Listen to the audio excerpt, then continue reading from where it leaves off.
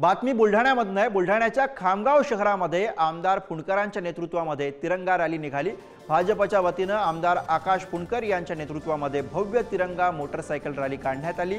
रॅलीमध्ये सहभागी नागरिकांमध्ये देशभक्तीचा उत्साह आपल्याला बघायला मिळाला।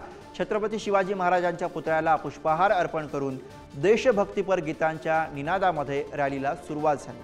भाजप कार्यालयासमोर राष्ट्रगीताने या रॅलीचा समारोप झाला। बुलढाण्याच्या खामगावमध्ये निघालेली ही रॅली भाजपच्या वतीने आमदार फुंडकरांच्या नेतृत्वामध्ये ही तिरंगा रॅली काढण्यात आली। मोठ्या संख्येने या रॅलीला प्रतिसाद मिळताना आपल्याला बघायला मिळाला।